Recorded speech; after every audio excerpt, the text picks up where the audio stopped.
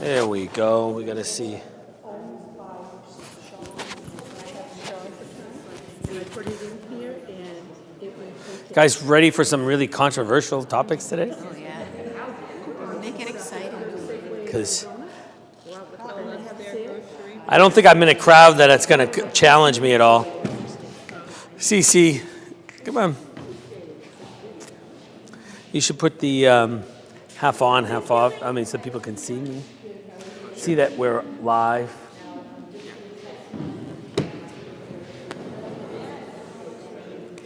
Picture in picture. Yeah. Where is it on the parish website? We have to keep. I didn't put it on the homepage, so you have to go to the. I should have done that, huh? No, I put it on the. Yeah, you got to go to live. No, it's not on the live stream.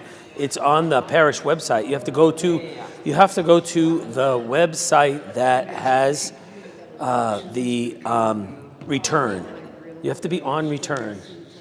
I have no idea what you're talking about. You've not been at all to the website where I put all the stuff on for the return for this class? I can go to your email. There we go. All right, we're on. Going to ask the. Yeah, no, and the website, on the front page, it says return. You go to that page, it's got all this on it. It's this page where all my classes are, all the information has. All the videos. It's the work that I do. I should have put it on the front page, but my computer's upstairs. So, and I'm not going upstairs to go get it. Not again.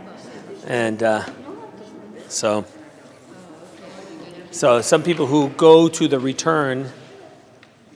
Yeah, I see it on. okay. All right, what are you trying to look at it? No, it's right there. Yeah. There you go. I was just on there Oh, before it came. Oh, do you? Okay. Last week's coming up because you usually go back on it. So Yeah. okay. Sweet. Yep. Is there going to be those pamphlets again for Lent on Ash Wednesday? Do you The know? pamphlets. Usually they had for Ash Wednesdays, for every day to follow. A reflection every day? Yes. I don't think so. You didn't do anything this year for that. Okay. Because I had little booklets that I had gotten from one of the sites, the Christian sites, and my nephew's like, "Where'd you get that? I want one like that." So I says, maybe I'll give him mine from last year. Because it basically is the same. Basically, is it the same? Yeah. Reflections of what to. No, because it's year A, B, and C. Okay. So I think For the what I'm gonna have weekends. to do For is the go- weekdays are the same. Yes. Not the weekends. He did it once I'm with gonna have something him my go on mom does, but not me. And I was like, no, because my guy does one that you can go. Halo, Rollo, whatever. Hallow. Yes. Hallow. Yes. Okay, yeah. There's so much out there now. Everybody can get so much. It's a lot of energy for when people are like, oh, well, you know what? I get it here. I get it in my inbox every morning. Yes, I get, yes. you can sign up for Matthew Kelly stuff every day. It comes in your inbox. Yep. You can have a reading. The reading masses come in every day. It's like there's no excuse for not having stuff. And then why spend all that money? Right? Yeah, especially if it's free. Because one of them, it wasn't Bishop Barron's, it was another one that I go through. Still got a few seconds. So you can, 6:28. it comes right. Welcome all those who are online. We're on Facebook and YouTube as well as a parish website, but not on the home page, on my return page. Yeah, so you had it. If you go to the home screen. Don't you go to the home page? Yeah, right. Go. That's the home page. All right. There's Lent. Monday night. I don't scroll down that far. Well, I can't help that. It's not that way on the phone, on the computer. If you look on the computer, it's different. I did. I had to put it on the homepage for one day, and then I turned it off. Oh, yeah. I think that might be this. I think it's. I think when it. Uh-oh. Right on one time. So I can watch.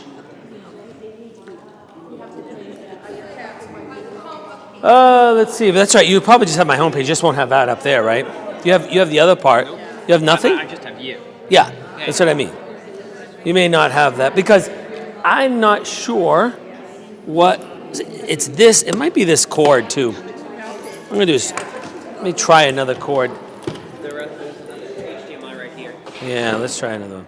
If that's the case, then I'm gonna throw that one away because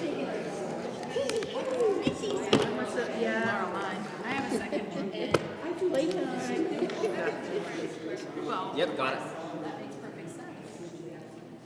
yeah, it is that cord because there's one cord that's not right. Oh, no, I'm not taking it. I already have two at home. I think there's some up there on the stage. There's one of those booklets. She's got one. What's the matter? She's just taking share. Oh yeah.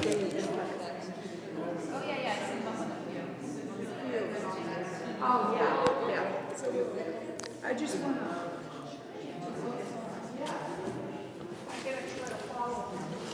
Anybody want these books? We have these. Ah, and I got your thing for you. I did remember.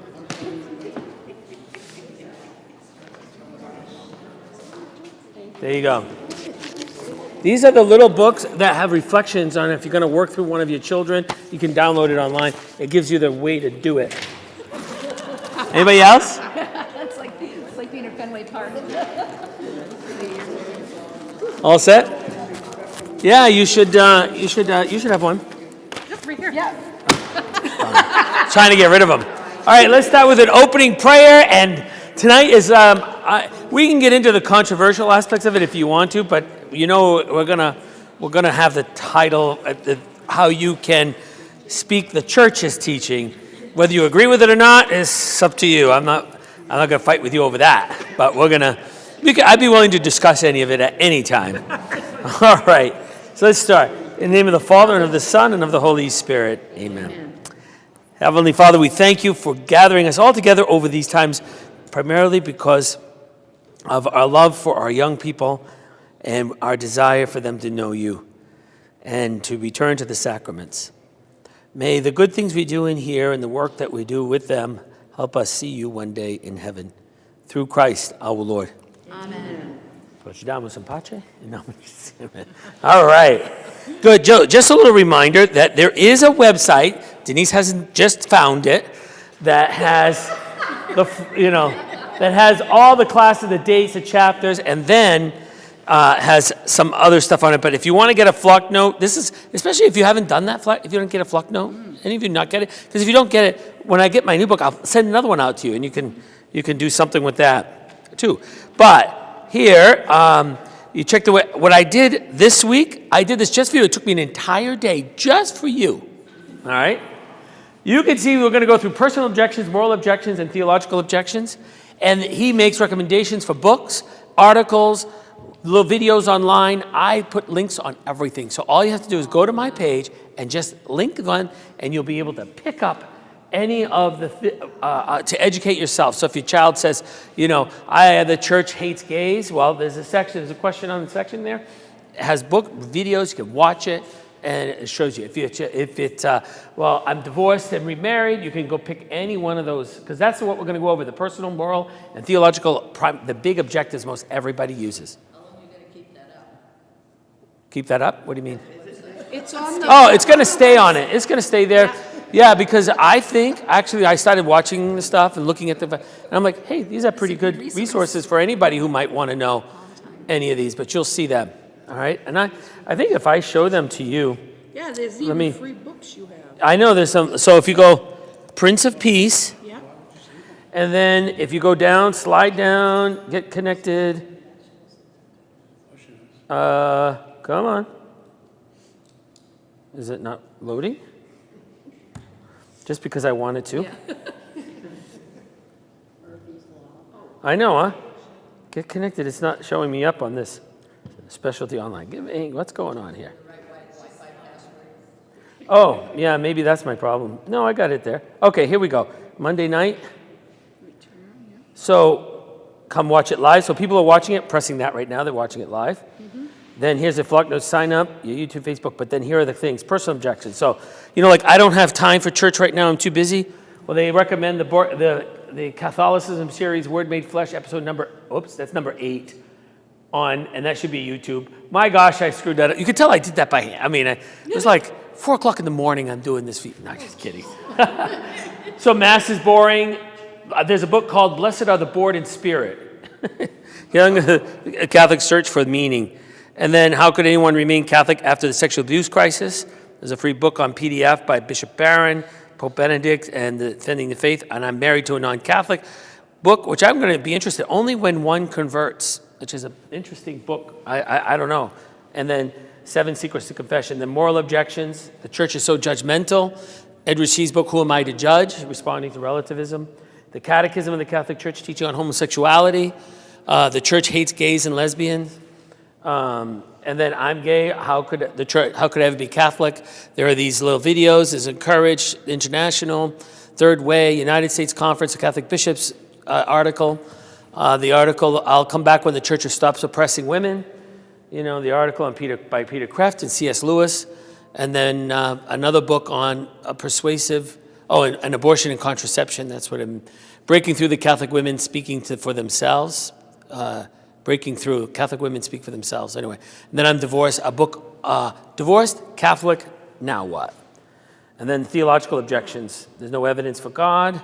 So if you press any one of these ones, the book is Jesus Shock. I showed you that that's where you can buy the book, Jesus Shock. So you really have no excuse. You can get as educated as you possibly want on any of this, So anyway, these are the recommendations I had.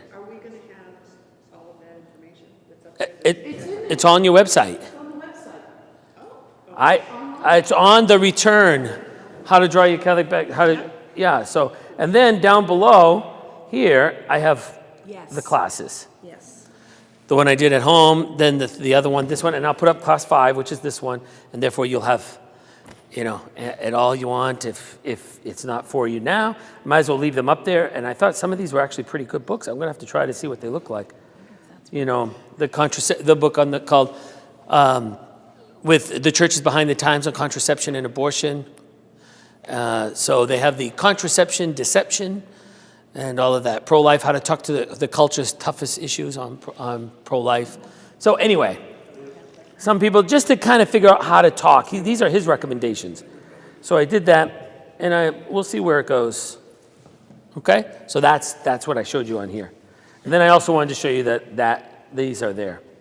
So this is what we're going to do. We're going to do chapters, actually 12, 13, and 14, which is the personal. We didn't get to that the last time. Okay? Just a quick little reminder, time for a recap, very quick recap. You know, do that. For everyone that goes in, 6.5 go out of the church. So we got to deal with that. And then the idea is that 5 mistakes almost certainly keep your children away. You're forcing your child to go to the church when they're older or young adults, not when they're children. Right, but you criticize your child's lifestyle, because then that just turns them right off. You're nagging your children, obviously that turns them off. Dismisses your children's objections. It's hard when you have a child here with you, huh? It's like, look at all the mistakes I made. Stop nagging your children, because what we're going to try to do is open up a discussion, a dialogue with your child. That's the whole point. And dismissing your child's objections, the worst thing you can say is, you shouldn't think that way. Because that doesn't change a soul, right? Or that's wrong. And it's like, tell me more why you think that way. And you're going to have to be able to really be a teacher. But you got to listen to where they are. And you assume that you can change your adult child, right? The church recommends that you start praying, fasting, and sacrificing for your own children. It's for the rest of your life. So Lent is coming, so you can offer all of the sacrifices and all the fasting for your life. I just watched a video this morning on the Norbertines giving on fasting. And I thought, that's an interesting thing to start fasting. And he was talking about the more older ideas of fasting. But you have to answer for yourself. Why do you believe? Tell me why. You should be able to communicate that to your child. Because you can't communicate it, then you're never going to convince them anything. And you have to know why you are Catholic. So you have to answer the question for for yourself, why should your child be Catholic? You should have answers to all that rather than, well, just because. Because, yeah, what else? What else is it going to be? I mean, you need to be able to formulate an answer to an adult about why that your adult child should be Catholic and practice the faith. Okay? These are 5 important questions that we want you to make sure you have. You should say instead of when you want to enter into dialogue. So what do you believe about? Let them say, what do you believe about marriage? What do you believe about, homosexuality? What do you believe about eternal life? What do you believe about the Eucharist? What do you think we do at Mass? What do you think that bread is? What does it do you believe it becomes? How and what do you? Why do you think it's true? Why do you think that? And how did you come to believe that? And what do you mean by? So these are the questions he recommends that you have in the back of your mind when you're listening, rather than saying, "I'm going to tell you what you should believe," because this is what they're supposed to believe. You want to say, "So, what do you mean by that? Tell me more," and make sure they do all the talking, and you'll find out. My experience, because I do this, my experience, they have no idea. 90% of the people we talk about who profess things really don't have a basis on anything. And as soon as you start wanting to say, tell me what you mean by that, or how could that possibly be, or what do you think, why do you think that? They're like, I don't know. I just do. And you realize that they've been fed the line and we just repeat it. All right? So that's what I want you to do. So we're going to talk about objections, personal objections that they often will give. All right? So that's where we are. First one that you probably have, and most of you even give as an excuse for your children, is that they're way too busy. Right? They're way too busy for faith. They've got so many things going on. They got 2 children. I don't know how people did it with 7. Right? They're like they got 1 sometimes, and you're like, wow. I wonder how my mother did it with 4 under the age of 3. But it was like, but now they're like, I have 1 and I'm exhausted with 1. But anyway, it's not me. But it's amazing how did you do it in the past? Because they did it with 7, 12 kids, and my grandmother had 12, and my it's like, wow, how did you do that? So anyway, the idea is that if they're too busy, one of the things that goes in your mind is that they must possibly see Mass as one, or the practice of their faith, the going to church, as one of the many things that they can choose throughout the week. In other words, it's really not a high priority for them. And you have to recognize that. So what would you think? Like I would say, tell me the subline. For me, it's like the subtext. What are you saying when you don't have time to go to church? What's the rest of that paragraph? And it has to be in your mind, okay, I've got a child that doesn't prioritize faith, right? And doesn't really believe that that's a direct encounter with God. Because people are busier now more than ever, right? And this is seen as just one of the many options in the life of a human being, in their life, right? So they don't really see this as an encounter, the encounter with the Eucharist or the real presence. She's all right. So I think if you're at this stage where your children are too busy for God, one of the things that you can begin with, remember, getting them to Mass is the last step. It's not the first step. Remember, we talked about that. Everyone thinks that, if I get them to Mass, then that will be okay. That's probably going to be the worst step.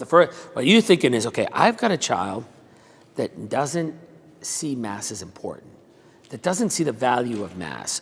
So the most important thing is to help your children see, that this is different than all the rest of your activities that you do. It's different and it's significant, but you have to think that. You have to think it's significant in your life. And then you say, well, what would convince them to be significant? He gives a suggestion, and I'm not really sure that it's convincing. If Christ were in your town, coming to town today, would you make it a priority to go see him? Right? And of course, they'd say, well, yes, if he actually was. But because they don't see it as an encounter with Christ. So I think the step before that would be like, yeah, but I don't really see it as an encounter to Christ. So anyway, he recommends The Lamb's Supper for you to read by Scott Hahn. that goes through the Mass. If you haven't read it, it's a very popular book. It's been around, but I have the link on the website. The Lamb's Supper kind of starts to talk about the significance of the real presence and how long it's been around. It's nothing the church has always believed this. So I think we got to somehow begin to, if your child is thinking that he doesn't or she doesn't have time, then you start thinking, why, what is the priority list that they have? And in this priority list, why can you help them prioritize or have them begin the discussion? What do you think is the most important thing of the week right now? And they might say time with family is actually more important than time with God. You should hear that because somebody taught them that. All right? So next one is my favorite, life, right? For them, the reason why they don't go to Mass is they'll tell you that Mass is boring. It's irrelevant. There's nothing there for me, right? So G.K. Chesterton has that very famous, you got to take her out. You think she has to go to the restroom? She already ate an entire thing, so see, we all have a little, my child is very, Cease, you going outside? Oh, you don't have a leash? Oh. I don't know if she's going to leave me. All right, she wants me to take her out. So G.K. Chesterton said, Mass is very long and burdensome, right? Unless one loves God. And I see that all the time. If you love God, it's hard for someone to say, like, I hate church, but I love God. That's hard for me to understand. I'd love to talk to that person if that were really true, So oftentimes it's the goal is and I have to admit that I changed over this, because I think when I was a new priest, that was the trend, was to spice up Mass a little, so that it'd be attractive to people, and realize it didn't attract anybody, right? Because we lost a lot of the understanding of it, right? And that the first and foremost thing that you could ever do if your child says it's irrelevant, all right, if Mass is irrelevant, is to help them love God more. Help them fall in love with God, because it seems like everybody we know who falls in love with God wants to express that in a community. It's the way it's been for 3,000 years. It's not going to be any different for your child. The chances are your child doesn't really love God, right? Well, I think, how do you get him to love God is the question. Well, for one thing, God does it, right? All you're doing is kind of trying to till the soil, plant the seed, primarily to have them talk. Remember they talk about asking the questions of the pebble, put the pebble question in your shoe that might annoy them. And it's like, do you love God? That's sometimes because they're not, everybody I usually ask, do you believe in God? Yes, I believe in God. Of course I believe in God. But then I said, look, what kind of God do you believe in? And starting to open up that world, because chances are they believe in a God that a 7-year-old believes in. That's usually what happens, because they stop their education, they stop their formation, and that's where they are.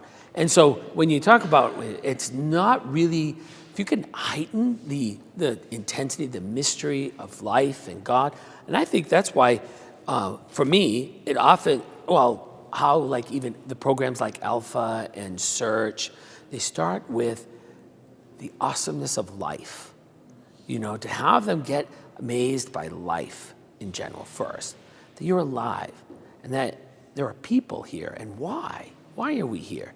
And then they begin to kind of search, and there'll be some more questions if they have other things like evidence and proof, which is going to come up shortly, okay?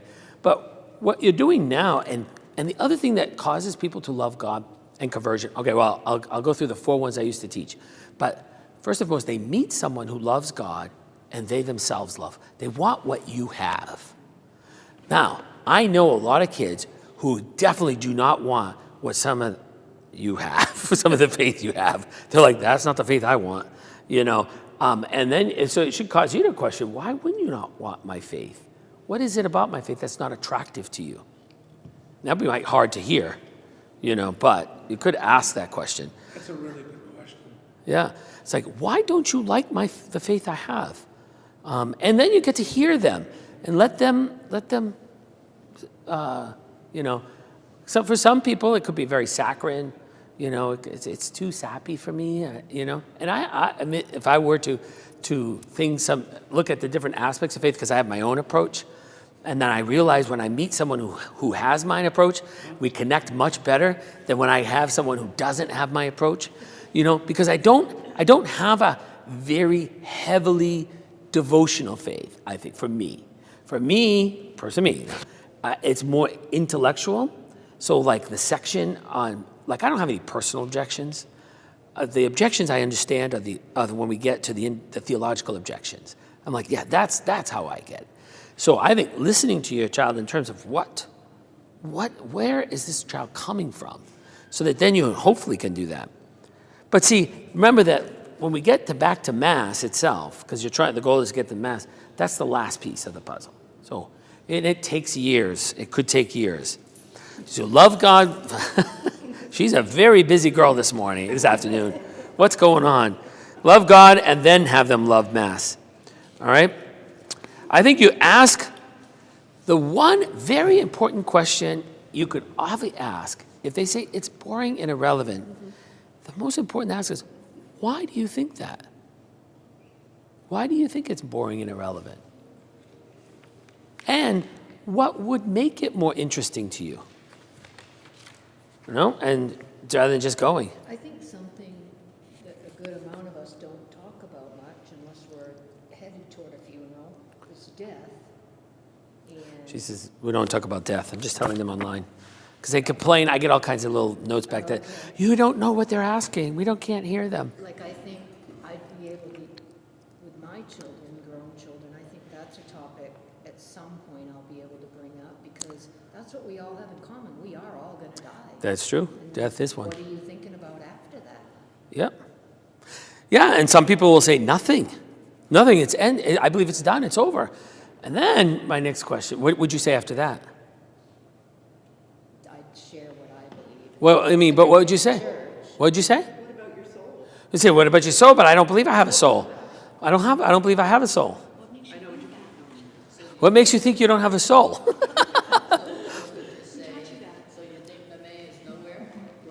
You think it's over? Yes, I think it's over when we're all done. I know some people, I've had that discussion with them. And then my big thing is, then what's the point of all this? Why didn't we just kill ourselves now? Why are we still, what is this drive to stay alive if it goes nowhere? For hundreds of millions of people, it's pointless. If it's this pointless, and that's what I think that what else would you do? And now you can see where people, and of course I would say, I don't think it's pointless. I don't believe that something rather than nothing was solely by chance. That would be my answer for me, you know, and that all of this has to mean something because it's way too big and complex. If it's all for nothing, then there's something inside me that desires to live, and that came from somewhere. And there's more than the, good and evil and all of that stuff. But you have to be prepared. One of the things I often learn is you never, ever react to the first statement that they make. Because I don't believe it's nothing. That's okay. Really? Don't believe that. Don't believe that. You can't believe that. What if you go to hell? I'm like, well, I don't even believe in hell. Yeah, but you're going to go there. And so you just kind of. What if I'm right and it could very well be, And I what's hard is I see, I'm asking, putting you guys on the defense. You should put me on the defense, Ask me the questions, or so that I'm, playing back and seeing what's going on. But oftentimes if I turn around and say, why, do you believe there's anything after life? And they say, yes, I do. And then that ends the discussion. You have to challenge me, So, and I think that you have to face two things, possibilities. Remember, don't ask the question unless you want an answer that you're willing to deal with. So, if you find out, you ask the question and you've realized your child doesn't believe in God, doesn't believe in the real presence. I just don't believe it, and you're like devastated that, wow, I have an atheistic child, and he doesn't want anything to do with God. He doesn't even say, well, I believe in God, I just find Mass boring. I just don't believe in him. So, anyway, so I'm interested in that book that he recommends. Blessed are the poor in spirit. The Catholic Church's Search for Meaning. So that's if you want to get it, it's in the text there. All right, it's in there. The next one is this one I get all the time. The church has so many rules, right? Now, and this Catholic guilt stuff, right? I'm absolutely positive myself. It is not the Catholic Church that puts guilt. Catholic Church relieves guilt. It forgives sins.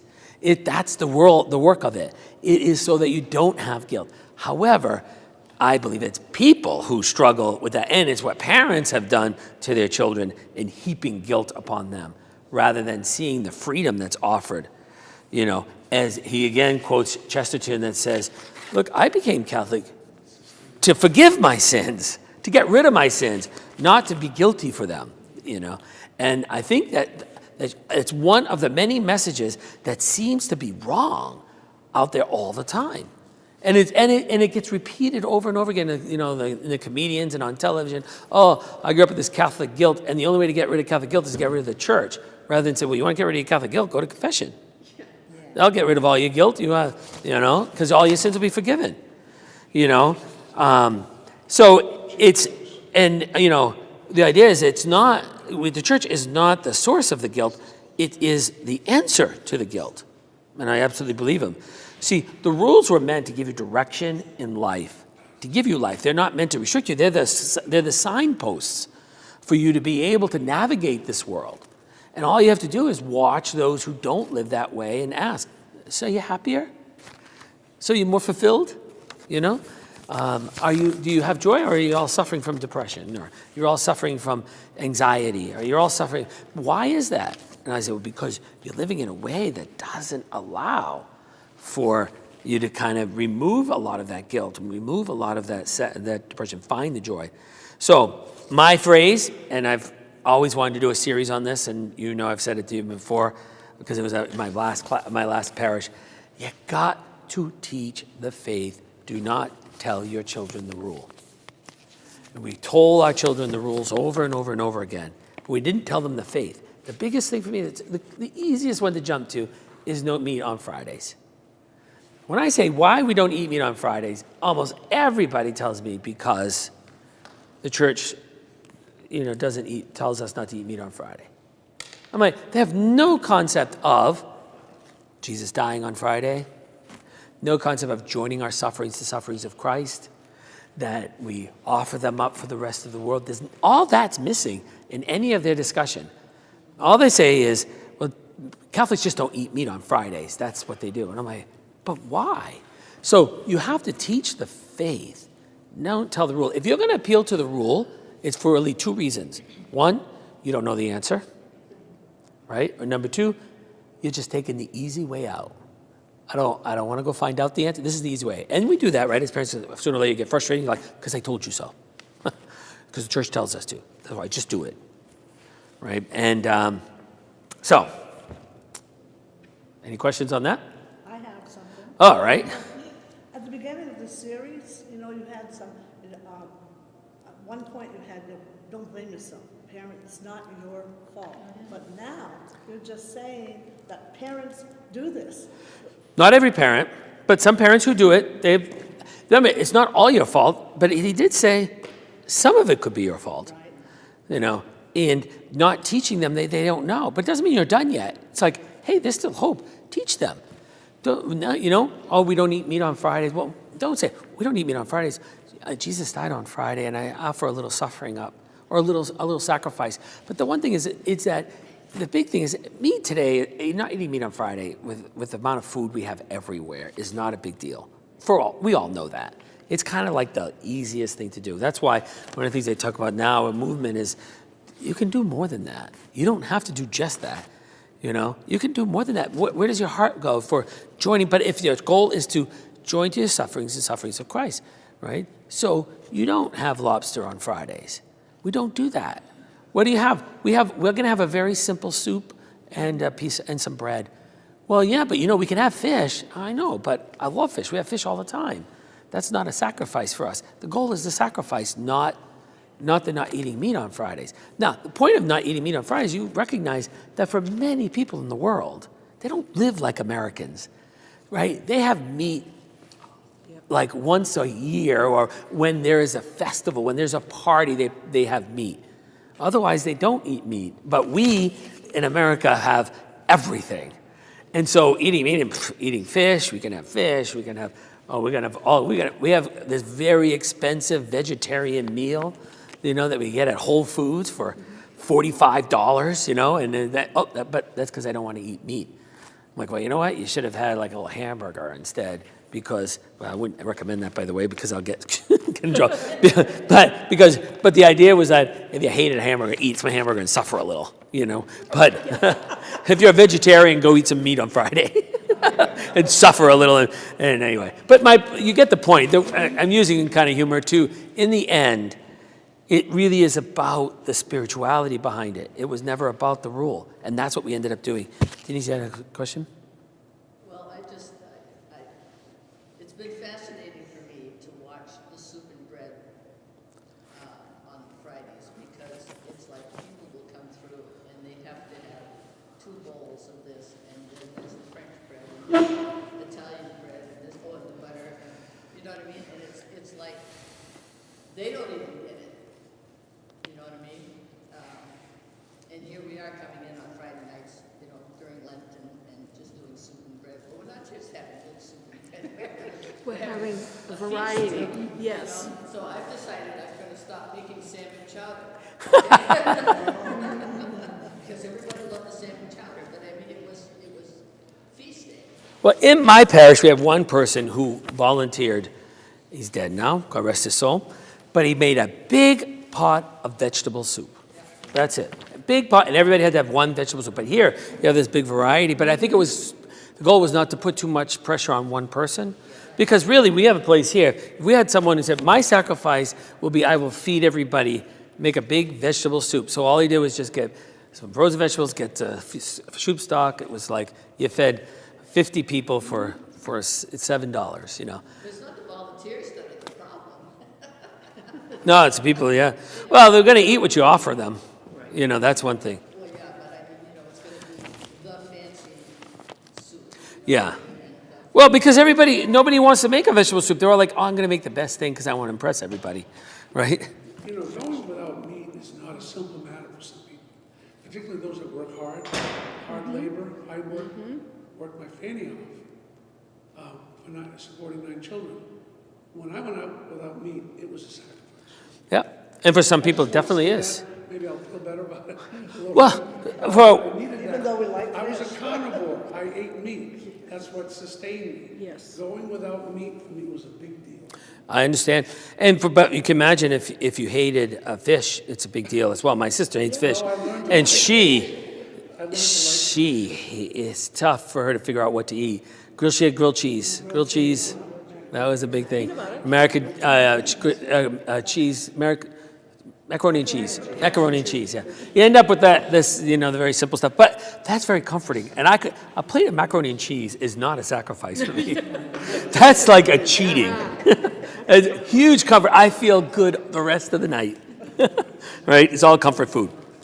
All right. So anyway, so we get the idea that we did a lot of telling, and we didn't not a whole lot of teaching, because and part of it we didn't know. When I was growing up, like the rule to go to Mass on Saturday or Sunday, that is a rule. And I think some of us grew up where we saw one of our parents, it begins the confusion for a child, one of our parents not going to Mass. That's right. I remember that feeling confusing, and I Yeah. didn't ask my mom. I think my mom, she was the one who would go, but I think she found it very challenging and hard to tell us kids. why my Absolutely. daughter's not going. Yeah. Absolutely. When one parent doesn't go, nope, that's part of the breakdown. There's no question. If you have one parent who doesn't go, it's the best hope you have is that the father goes. That's the idea. If it's just the mother goes, you pretty much can guarantee your children aren't going to Mass. If your father goes, you have a better chance. It's like 40% of all the studies. If both go, then they're much higher, much higher. But that if your mother, if you don't go, If the mother goes and the father doesn't, it's the same thing as neither of them go in terms of chances. Statistically now, that's just statistically. Because the father plays a unique role in the faith of the family. Regardless whether we like it or not, that's huge. And it's just based on statistics. So you can go study the statistics. Just look it right up. They held that. Next one, the sexual abuse crisis. That's a big one. Been huge for lots of people to leave the church. And one of the more important things he explains is that you really need to affirm that was an awful thing. Some people try to couch it in some things. It was terrible. And, the number of priests were based on it just seemed like it was in the news a lot. I had to live through it. I was the vocation director through it. It was awful, awful. And I was teaching at St. Dom's at that time. So it was an absolutely terrible experience. But the idea is, the things I see is a lot of purification has happened. A lot of blessings came from that for many reasons, that go beyond what I can talk about here. But because I don't have the time, but certainly all of us as priests had to work through that. Like, what the heck am I staying in here for? Come to realize, it did a lot of that. But we also know that, that the church is a hospital for sinners. We're all sinners, right? And we have to recognize that. And I think that it's hard for some people. He recommends that Vogt recommends Bishop Barron's, Letter to a Suffering Church. It's a free book. And he had put it online, so the link is there where he goes through and he talks through about it all. But I think that it's been an excuse for a lot of people. That's an easy excuse, and it's one you can't not deny, because it is awful. But I think that we are in a much better place now than we ever were before that. Especially with all of the protecting God's children, kind of the safest place. Even our own diocese like this, it's been 40 years since we've had anything. Everything that came out was from the 80s. We're talking 40 years ago. And it was just awful. And we knew that, and we saw it. Lewiston saw it too, and I was here at Falmouth. I was here at the Holy Cross. It was, and I don't want to get anybody's sympathy, because part of that was working through that for ourselves and the disillusionment of the decisions that were made, and recognizing that, and this doesn't satisfy anybody, so it's not meant to, but the fault was we were using a different time to make those decisions than we did after. Back in the 70s, 60s, they thought it was a moral failing. They didn't see it as you made a mistake. Just stop doing that. And now we know that sexual addiction is terrible all over the place, right? Now just look at, with all this pornography that's going on and all through the internet, it's going to be generations now, but at least the church has such very strict rules, and it frustrates us now, but because you want to be a Eucharistic minister, bring communion to your sick, you've got to do a background check, because we're going to put you in people's homes. We need to know who you are, because if you have a criminal background, you're not going in anybody's home in the name of the church. That's why it's so difficult. But nonetheless, I think in the end, we're a much stronger church now, and a much safer church now than any of these other places that don't do anything. You can see it's because it's coming up in Protestant churches. It's coming up in, now in government, and now look at Epstein and all of that stuff. You realize, it's a dark seed in human beings, Anyway, you have to, that is awful. We would never affirm anything. Everybody made mistakes at that time, and now how do we move beyond that?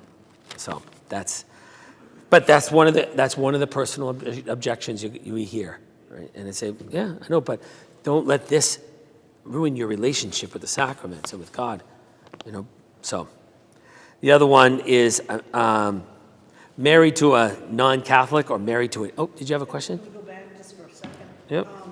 A lot of people, not with sex abuse, but we had COVID.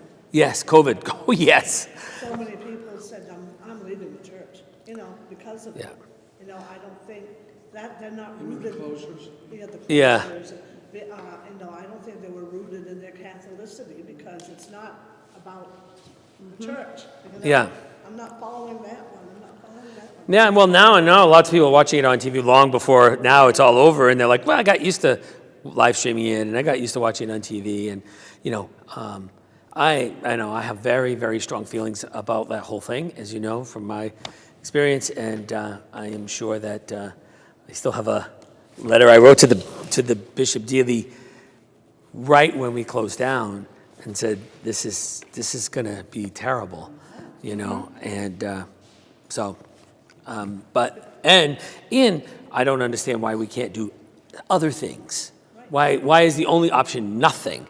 Why can't we, you know, I said we're giving communion. I was giving communion at the door, you know, and people were coming, and I had nothing to do anyway, right? So just ring the bell, and we'll say a little prayer, and we'll go in the hall, and I said I'll sanitize. I'll come out with a moon suit if you need to do it. Tell me what you need me to do so that I can still give out communion.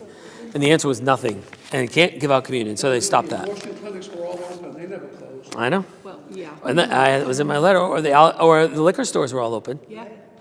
You know, yeah. So anyway, but Of the people that are leaving church, I understand that 1 to 6, I understand those 6 are women. well, we have a lot of men coming into the church, which is really interesting at this time. Right. Most of our, As but far as leaving, have you heard Yeah. that the ratio has to do with the phenomenon of women leaving the church? yeah, women leaving the church. you know I why? don't really know. No, I didn't know that. I know a lot of men are coming to the church, and our RCIA is filled with young men, and all over the country, all over the world, actually, France and all that. And part of that really is the internet. They spend a lot of time on the internet, and the algorithms are great because you look up something like, you know, Jordan Peterson, and you get all kinds of other people, and they just keep coming, and you just watch them, and it's pretty convincing. So, but that's within the phenomenon of the Charlie Kirk and all of that was very influential in a lot of young men's lives. So, married to a non-Catholic. Oops. I have atheist religious, you know that 40% of marriages are mixed marriages, and most of the time, if your kids aren't going to marriage because they've married someone who's not Catholic or not practicing, and it's going to be hard because, you know, the marriage is very important. So the last thing you want to do is force your child or like guilt your child, get your child to go to mass, and it hurt the relationship that she has. So he recommends go very slowly with that. It's a very long, slow process, all right? Because especially if, and this is very clear, I know a lot of families, I can tell you, that as soon as one goes back, the other one pulls away from the relationship. And that it kind of can destroy the marriage because of, and we have some people for whom we've had to do all kinds of things over that. And so they recommend that book, you know, only when one converts. It's really struggle. It's a big struggle when one in our RCIA program comes back to church or goes to church and the other one doesn't. And there's some like, oh, that's beautiful. Whatever you want is fine with me. And then there are others, you know, I hate the fact that you're going back to mass.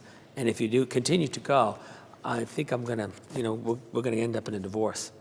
And so that makes it very difficult for people. And so you recognize that for your child, especially because if he or she got themselves into this marriage, right, now they have children, and they probably love their spouse, but religion now can't become as important. You have to deal with that reality. That's a reality that we have to face. I know two people in my family married non-Catholics. Married non-Catholics but they too. both became They became Catholic, yeah. Yes. Yeah, no, Yeah. that can be. That can very well be. But the problem is the person who is Catholic needs to go through this about how to talk. Because you'll find out that chances are, especially if it's a fallen away Catholic, that person's been hurt by the church. That person has been hurt by their parents, you know, or has some misconceptions. But there can never be a dialogue. So recognizing that when you have in a mixed marriage, you've got another difficulty to face in terms of your child coming back and practicing the church, the faith. Well, and I won't call it a foreign language, but we amongst us, we have a language we speak with one another. So for example, I had sent a letter, and somebody can open up a letter that they thought was to them and it wasn't. And then that person said, I don't know what you have going on, but your mother says she's praying for you. We have a way we talk. Yes, we do. We have a way we talk. Yeah. Yeah. You may not realize it. Yeah. And we Which is understand good. each Which other. is good. Yes, yes. So they're just Because the learning. churchy language. They're learning Yeah. just from that Yeah. too. They're taking Exactly. that. So the other one is my worst Catholic experience. You know that people have had bad experiences with people in the faith, you know, and that's real. They realize that because this happened, they will never step foot into another Catholic church for as long as they live, right? You hear that all the time. Your approach when you hear a very difficult story is, especially if, you know, they went to confession and the priest yelled at them or whatever, you know, I've heard that, right? Or if they've gone to, you know, they went and sat down and someone else told them to get out of their seat. That was it. They're never going to go to church again. You hear them. What's very important is that you acknowledge their feelings. And you say, that is very sad that happened, you know. But the hope of the faith is much bigger than any bad priest or any loud, obnoxious parishioner, you know, any judgmental person. The church is much bigger than that. And so hopefully is your faith. And shouldn't let it keep. He gives 3 stories, which we all know people have had bad experiences, you know, either with priests or with some teacher or something like that who said something stupid, you know, and people are so touchy, you know. I mean, I always say, like, so if the mailman yells at you, you're never going to get mail again, you know. I mean, but there are some people for whom they and I have my own issues, so, but they you know, they won't go to Hannaford anymore because a bag person didn't pick up the bag or something like that. And I remember one time I had an interview when I was a vocation director back in maybe South Station St. Thomas in 1998. So we're talking about how long ago, right? 25 years ago, right? And the interviewer from Channel 8 edited my video. And I asked a question, and I was like, oh, if he cuts this, I think it was about women's ordination or something, because I was vocation director. And it was Lent, and they were doing a series in the Catholic Church. And I said something, and I'm like, they better take the whole thing. But you know how you clip it? Oh, yeah. Well, they clipped it. I called the bishop. I said, Bishop, I said much more than that. He said, don't worry, we've dealt with this before. That's not going to, nothing ever happened. But I said, that's that. And I didn't watch Channel 8 News for 20 years. I refused. If I wanted to watch the news and the only one was on Channel 8, I wasn't watching it. I'm like, I'm not watching that station for years, as if they were the only ones who ever did that, right? But, you know, the frustration that I didn't watch Channel 8 News. Until this day, every time I turn Channel 8 News, I'm like, yeah. Is that person still there? I don't even remember who it is. Oh. So I just remember it was Channel 8. Yeah. Because first Channel 6 had come. Mm-hmm. Once Channel 6 did, Channel 8 came. And I could tell he was an ex-Catholic. And he was, you know, like hounding me in the interview. You know, and what I wanted to do, and I should from now on, is like, I am going to be recording this, so I have the full interview, so that if you edit any of this, I can show you what I actually said. You know, and that's sort of. That's really important. Yeah. Mike and I had a unique experience, probably 20 or 30 years into our marriage. We were sitting in a restaurant waiting for breakfast. Sitting in a restaurant waiting for breakfast. Yeah. The Archdiocese of Boston, Yeah, she the area that we were married in, Yeah. gave a list of sexual abuse by priests, and the priest who married us was on that list. The priest who married you was on the list. Yeah. We looked at each other and said, we hope we're really married. Yes.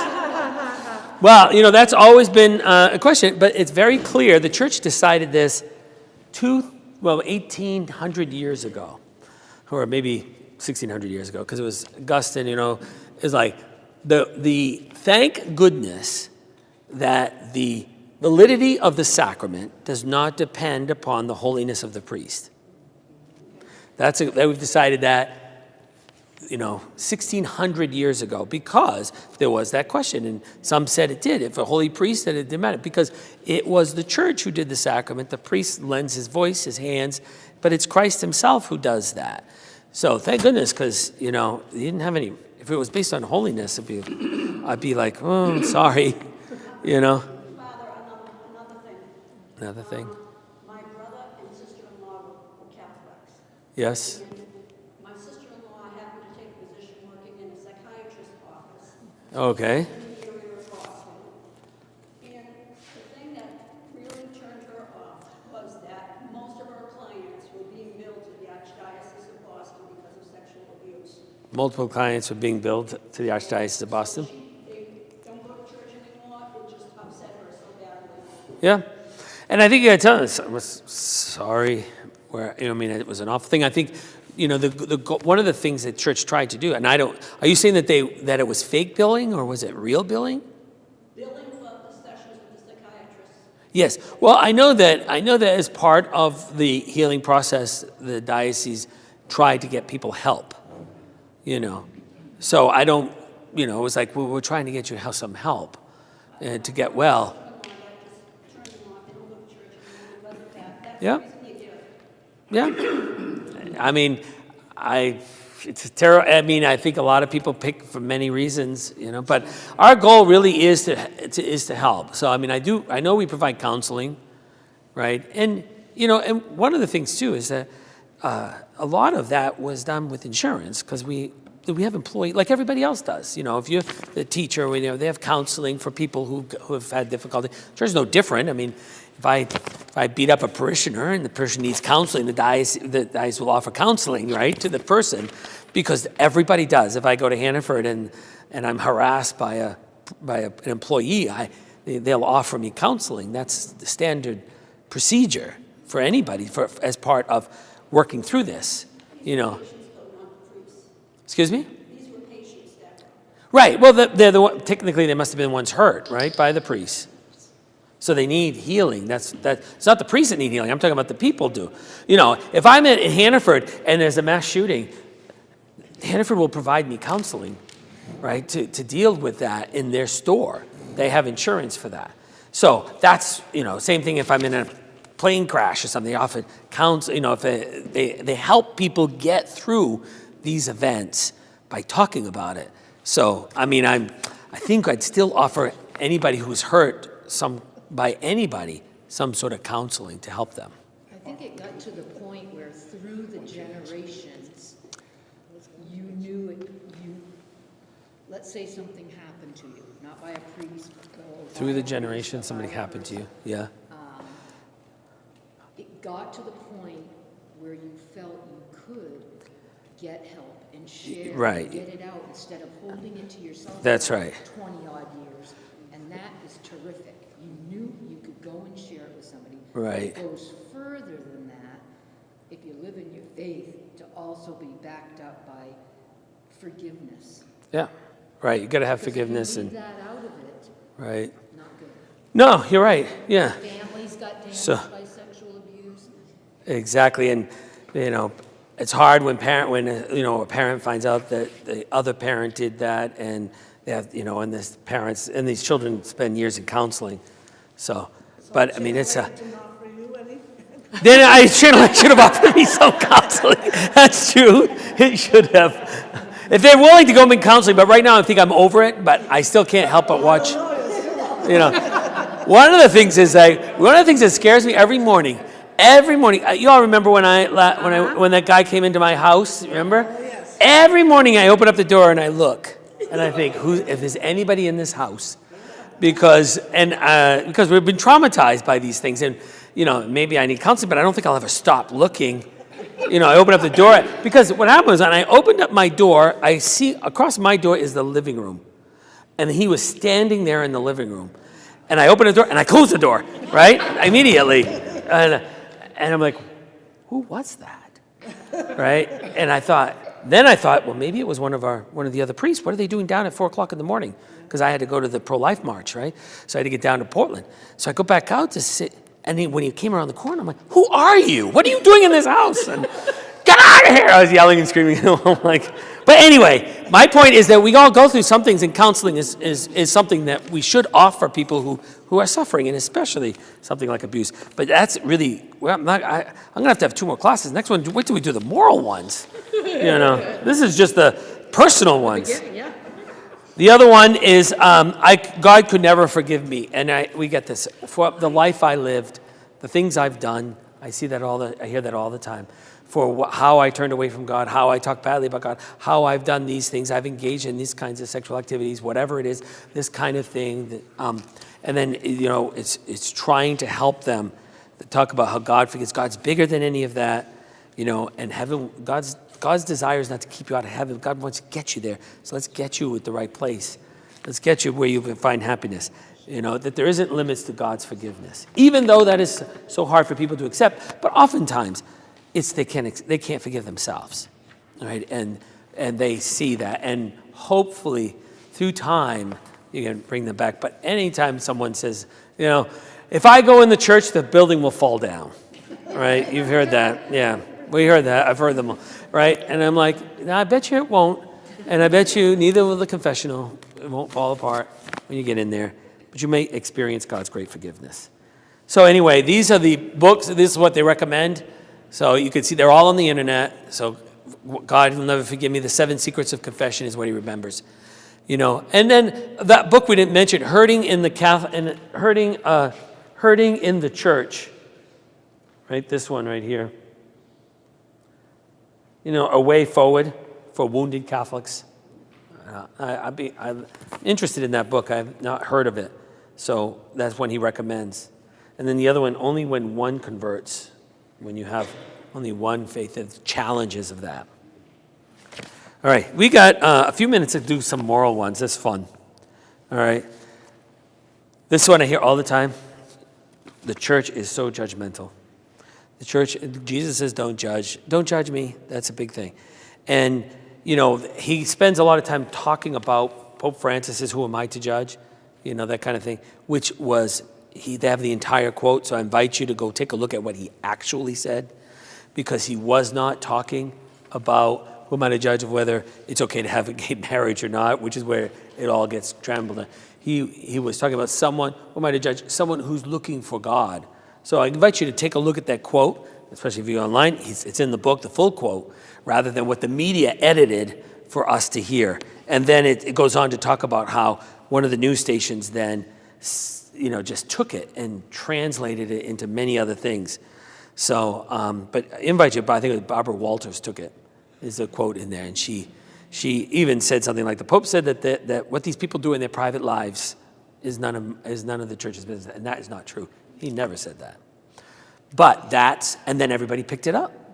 And that's the way misinformation happens, So anyway, go look at what he really said. And I've done this with many people. I'm like, they say, well, the church said, well, show me where. Show me where. And then they get it off this crazy website by this wacko person. And I'm like, did you read the actual document? Read the document, and it usually helps clarify some things. And now with AI, you can bet that if you see anything with Pope Francis that is not off of the bishop's website or the Vatican website, that it can possibly be false. I heard a lot of quotes. I was like, somebody told me, they showed me the video of something in Pope Francis. I said, I know he didn't say that. It would be if he had said that, it would be all over the news. Every priest would be talking about that because that's awful. And yet you would come to realize he never said that. So you got to be very careful when you start quoting something unless you see it in writing or by the Vatican or on the Vatican News or on the Vatican. It's either the Vatican News or the Vatican television news agency that they have, because that's his official statements. That's when Pope Leo will say something for people to, and there was some controversies that went back and forth, and they were found on the Pope's, the Vatican's website. And then you could see the dialogue happening between Cardinal Burke and the bishop and the Pope and all of that. And that was played out in public on that. And then you read what crazy people said about it. So just always be cautious about that. In terms of judgment of Pope Francis and what he actually said. But they do the very simple thing he does is you are to never, ever judge a soul and the state of that soul before God, ever. But actions you can talk about. These are right. You could say these things are right and wrong, right? And we believe they're right and wrong. Now, whether a person will be culpable for it, whether God will hold them accountable for that, is not our role. So, and he gives that example of, someone who, kills someone, and he said, well, he's going to go to hell for killing someone. And we said, well, we don't know that because only God reads the soul. If the person was mentally ill, if the person was what, we don't know what's going on. And that's not our place. But we do know that killing, we're going to stop it. Because killing itself is wrong. But we don't judge whether anyone's in heaven or hell. And we don't even know that whole big thing of whether Hitler is in hell or not. We don't know that, because it's not our place to judge that. And it's not, but we would never support, and God would never support what he did, but we can't read the soul, the inner motives, the eternal destiny of anybody's one soul. All right? So you judge the actions, and always, it's hard because, especially when today, because they take you right to the person, like I'm talking about them, and I'm like, I'm not talking about you. We're talking about the actions in the world, and it's tough because everything's personal now. If I say something, if I say a general statement, he hates me. Like, I never said anything about hating anybody. I'm talking about a belief I have. And so that happens all the time. We can always judge that torturing a child is wrong. That's the example he gives. That's wrong. It'll always be wrong. God thinks it's wrong. We believe God thinks it's wrong. It should never happen.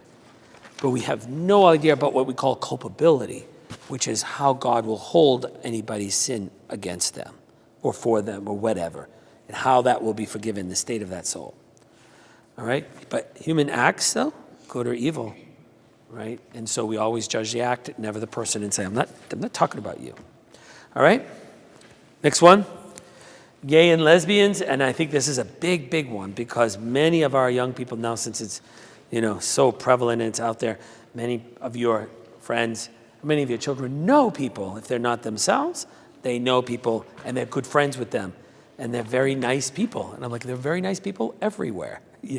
That's what, and the church has a very clear teaching on that. It's in the catechism, paragraphs 2357, 2358. But I put those quotes up there. I put this so you can click them and read them for yourself. And there's a distinction between homosexual orientation and homosexual activity, right? And so orientation is one thing, and orientation is not sinful. So someone is not evil for being, having a same-sex attraction. That's clear. There just says that for sure. And your goal is always to love everybody, including if you have any children or friends that might be gay. All right, but more people now, I think, identify as LGBTQ. I don't know all the letters because I don't live in that world right now. They identify as Catholics. But just remember that one of the things, at least those who are, of all the religions, the majority of those who identify and are still religious find place in the Catholic Church over many of the other places. Now, we have these, like little small, where they have the gay flag and all of that stuff. But that, I think that for people who grew up, they find a kind of place in the Catholic Church that is not judgmental. We have them in our parish, and they're very nice people. And it all depends on whether they define themselves this way or whether this is what their orientation is, but they just want to be normal people in everybody's life, and they don't want to. But unfortunately, the difficulty has always been with this is that, and if you watch the video, I think it is, and this is next to the next one. There's a couple of videos they had, and I said before I put that on, I better watch it before I get accused of putting something on. And they're very good videos. One by Courage, which is a group that helps support gay and lesbian people in the parish. I mean, in a Catholic church, and then Encourage, I think, is for family members who have gay family members who are trying to support their family and still be their faith. And so it's Courage and Encourage. But they're also linked on that. And there's a couple of videos that I think are pretty nice where they talk about, these guys, they talk about what it meant to grow up. And the big thing is that they keep telling you is that in that world, when someone comes out, and I think you'll hear it in the testimony, when they come out, they feel no support from their family, from their friends, and they feel such great love from the community and acceptance. And that's why at least that's what they're saying, that's why they tend to find a home there, because they feel like people love them for who they are and find a great acceptance. And they usually don't find anything. And I think most of us know that, well, I don't know, we all know, I don't know, that a lot of that, if you watch the videos, a lot of that tends to be an unhealthy lifestyle that they live, because it's not really an integrated kind of life. They usually form a subculture, and they form a sort of a way of life, and even a whole language they talk about, but that they don't often integrate well in just being friends with people. And I think they're trying to work all that out. But it's tough. It's a tough situation. Some switch to a different church because I know there's a lot of them in Brunswick, other churches that aren't Catholic, they've got it quite large on the side of the church, and it might say, "We love you, you're welcome." And so some switch and just... Yes, and they do. And I think it's because they're overtly trying them. I think that they would find that, and someone right in our parish, you probably don't even know who they are, and they just want to live a life. And they want to have faith, and they believe in God. They see themselves as an orientation. I think we could watch the videos; they'll explain it. But remember that the Bishops' Conference wrote a letter, and I put the link up there too. That is a pastoral message to parents of homosexual children, and and how the church talks about loving them and accepting them and trying to work with them. But this is not a quick fix. The suggestion would be just be companions with, who make sure that they are all loved. And that is key. And as they work it all out, and they go through phases, and you'll hear there's a lot that goes on in there, but there's no quick fix to that at all.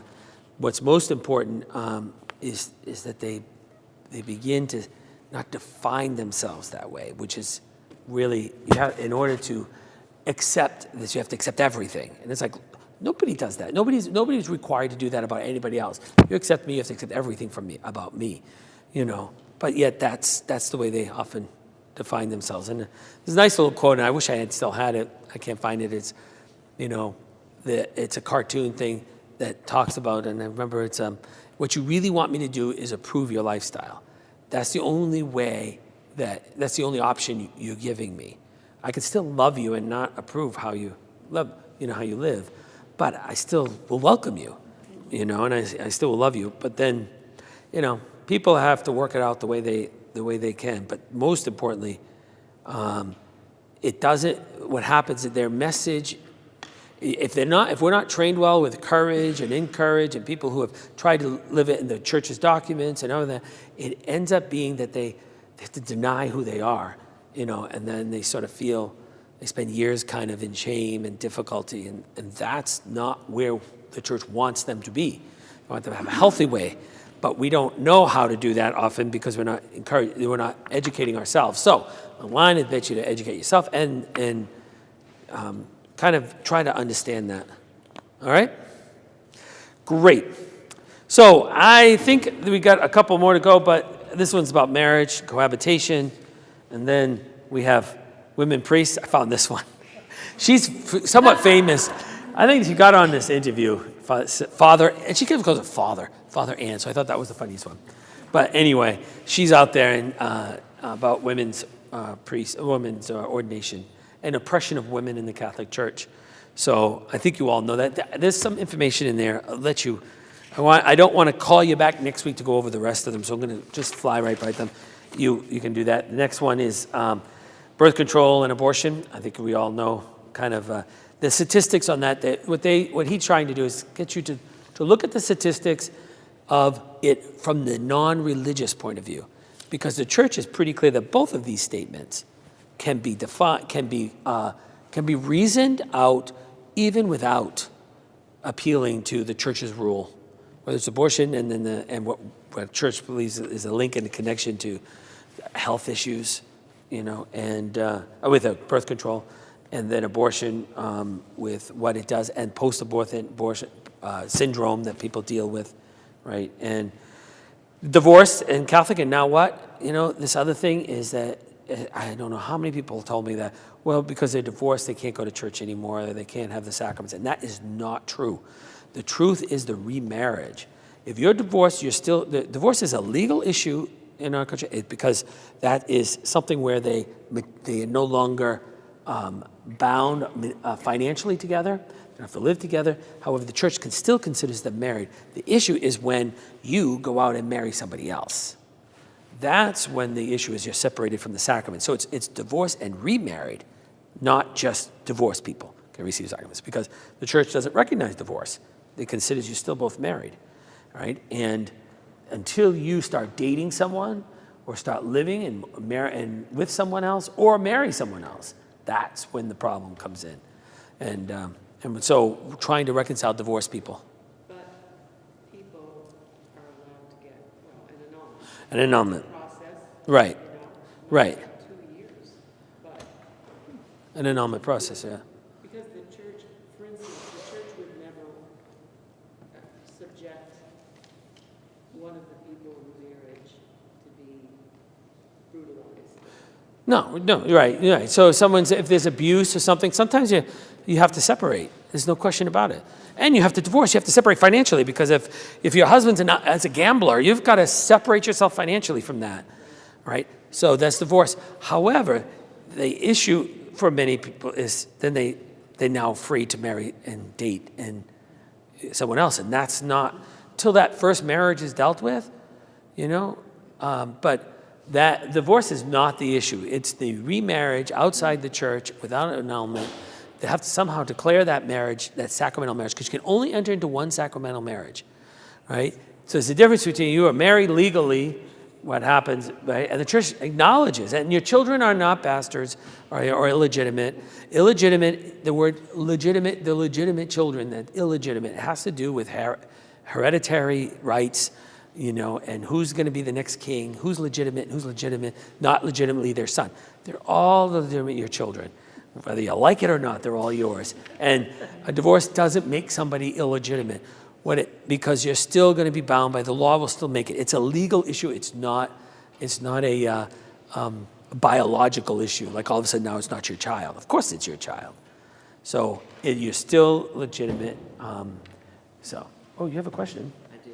Oh, you do? Let me just slow things down. But if a Catholic divorces their spouse, then goes and marries someone else and is with them for like 10 years and decides to come back to the church, would they have to leave their new spouse? No, usually what we do is we start the annulment process, but they can't receive the sacraments. They should always go to church. Everybody go to church. Just because you go to church doesn't mean you have to go to communion, right? That's one of the things, Everybody's going to communion, and I'm like, there could be a time when you might not say, I think I'll refrain from communion right now until I go to confession or and there are many people for whom they don't go to communion because they're in an invalid marriage, but they should go to Mass. Doesn't an annulment require having the marriage be invalid in the first place, or yes, the marriage not invalid. Yeah, the marriage, an annulment declares that there was no sacramental bond here, right? Because we live if you're baptized, you must be in a sacrament, right? Or if you get a dispensation, then you're in a marriage. You're in marriage through the church. The church doesn't recognize Catholics who are married outside the church. You must be married inside the church because it's one of the 7 sacraments. All right? So it doesn't acknowledge that marriage outside the church. When you're married in the church, now it means I have to deal with this sacrament. Because we had the reading just this weekend at Mass. Look, and some people say, well, I really love the person. It was a sacrament. I'm like, well, then you can't have another one. You have to either have an annulment and declare that this marriage was invalid, or that you broke your vows, and you've got to go back and reconcile with those vows, because vows must be tended to before God. They were the only ones left that say, you took this vow, God made this vow happen. If God made this vow happen and you guys are living in a sacrament, it is forever. You cannot undo that. The church can't even undo that. That's why it declares, no, we can't break this. And I've had people who say that they don't want to say that it's not. I really did love my wife. I really did. It was a beautiful sacramental marriage. Well, then it cannot be for just a period of time. any more than I can be a priest just for 5 years. I'll be a priest forever, right? Even if they remove the clerical state and I'm laicized, I'm still the priest. They remove the clerical component to it. Any more than you can just kind of end a marriage. You can't do that. Does that make sense? You have to deal with that sacrament. It's one of the sacraments. All right? Theological evidence for God, lots of evidence. You can look at them. Right? You got to listen to them when they talk. And then science and faith in the Catholic Church are not opposed to each other. With many scientists who are very faithful, and a lot of the components we invented science, but we are the one who developed science as Catholics.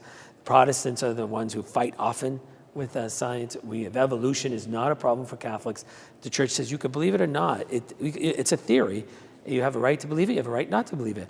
But it does not contradict what the Bible says, because it shows kind of the evolution of creation over a periods of days. In the same, so science and one of the things, by the way, the whole thing on abortion and contraception is that, and Humanae Vitae, is that science is proving what the Church said in 1960, right? And it's amazing how faith and science are together. And then Catholics have a personal relationship with God. This is one of the things do Catholics have. And then reading the Bible. We don't read the Bible. And then this mega church, I'm forgetting why I'm doing all of these theological decisions. We are supposed to have a relationship with Christ. We are supposed to. That's why we have adoration. They're like, we don't have a personal relationship with Christ. Well, what do we think? We're sitting there in front of adoration. The Blessed Sacrament is for a personal relationship with Christ, right? And we don't value the Bible. Of course, we gave the Bible to the Protestants. They got it because of us, right? And so that's why. And Dei Verbum, the Church's document, I put it up there for you to read, tells you to read the Bible, right? All the time. Anyway, if your child doesn't have a personal relationship with Christ, then I'm really sorry about that. We should help you in any way. It is about a personal, these especially when they went to a Protestant group to find one. And if you're not fed by your parish, look, you got to go help them find it. You got to help them find a parish or find a place in the parish where they're fed, where they can. And there's so much online, there's no excuse. If your homily sucks on the weekend, go listen to 1,300 other homilies. They're all over the internet. You don't have to base the Mass on whether that 7 or 10 minute thing was the most appealing thing in the entire Mass. You going to communion is what you want to do, right? And anybody who tells you that they get more out of sitting at a beach or walking in the woods, which I hear all the time, then right away they have no idea what it means to receive communion. They have no idea what it means to be at the Holy Sacrifice. And that should be immediately come to your mind, all right? And then, why does God allow evil, all right? And that's one of the things that comes up all the time. And it is a serious argument. The one thing that's clear, and I'm going to end with this, and I think it's absolutely true. When they finally come up with this decision, it's like, don't you think the Church has been talking about this for the last 2,000 years, 4,000 years? If you read the Bible is dealing with evil. It is something that is much, much, much discussed by many theologians. We know it's not like, oh God, you just came up with the one answer. We should all become atheists now because of evil in the world. I had never thought with all this evil in the world. The Church is always, and it has lots and lots of answers. I've got some up there. They're in there, and certainly connecting them to the cross of Christ. The most evil and heinous thing is the crucifix. The Good Friday. And what does God have to say about evil? And so it is a serious, serious objection that we all should spend lots of time contemplating the presence of evil. All right? There you go. That's the Book of Return. So hopefully, I want to sort of think about this for a second, but then have more discussion about how are we going to help, help bring more people back. And I was thinking that maybe we as a parish on Wednesday, since Wednesdays is also a fast day in many ancient ways, that we as a whole parish say, we'll fast for our children on Wednesdays. So Wednesdays will become, and just try to see if we can have a movement of people saying, we are going to start a spiritual movement to bring our kids to be able to answer their, start talking about these, you know? Yeah. You know, with the, But something where we form a group and we're praying for all of our kids and kids. You know what? We're praying for you to come back to Mass. Oh, that'll never happen. Well, we'll see what God does. God's got the last word, not you. All right? Shall we do a little glory be? All right. Glory be to the Father, and to the Son, and to the Holy Spirit, as it was in the beginning, is now, and ever shall be, world without end. Amen. Son and Holy Spirit. Sorry I didn't get all of the discussions in, but these are all one topic a night ones. All right? Take care. God bless online. Have a holy Lent. All right? Good. Thanks. Get out of here. Thanks. All right. Now, I was going to do something for Lent, but you know what? I'm done.